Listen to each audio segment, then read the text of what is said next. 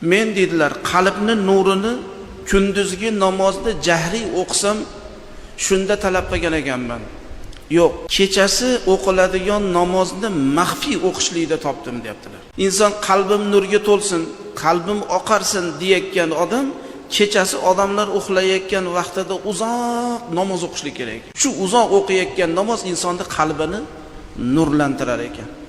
Insonning qalbini nurga to'ldirishlikni men kechasi o'qiladigan namozda topdim deyaptilar. Hadisi sharifda payg'ambarimiz sollallohu alayhi va sallam aqrabu ma yakunu ar-robbu min al-'abdi fi jawfi al-layl al-akhir fa in istata'ta an takuna mimman yadhkurulloh fi tilka as-sa'a fakun dedilar. Parvardigor jalla va alo bandasiga kechani oxirgi qismlarida yaqin bo'lishligi bor. Xudoy taolo bandasiga kechani oxirgi qismida yaqinroq bo'ladi.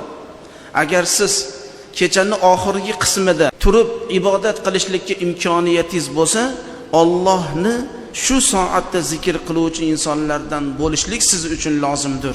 Shunday qiling deyaptilar.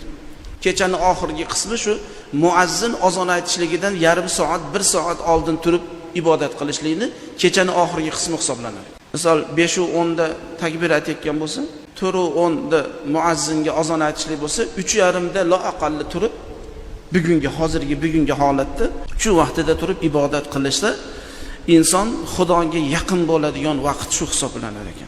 Rak'atan yarka'uhuma ibn Adam fi jawfi al-layl al-akhir khayrun lahu min ad-dunya wa ma fiha. Walawla an ashqa ala ummati la faradtuhuma alayhim. Odam farzandi kechani oxirgi qismida 2 rakat o'qigan namozi banda uchun dunyodan va dunyodagi hamma narsadan yaxshidir. Ya'ni shu muazzin azon aytishligidan avval 2 rakat namoz o'qib, u ehtimol shukr vuzu, tahorat haqqi o'qilsin yo tahajjud o'qisin, nima bo'lsa ham 2 rakat namoz o'qiyotgani dunyodan va dunyodagi hamma narsadan yaxshidir.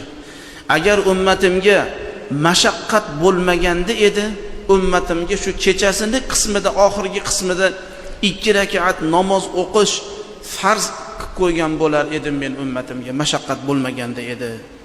Ya'ni mashaqqat bo'lganligi uchun u sunnat bo'ldi, nafl bo'ldi. U bizga endi faqat bomdodga turish bizga farz bo'ldi. Agar Allohga yaqinlashmoqchi, qalbim nurga to'lsin deyotgan odamga lozim shu muazzin azon aytishligidan yarim soat, 1 soat oldin turib ibodat qilmoqligimiz.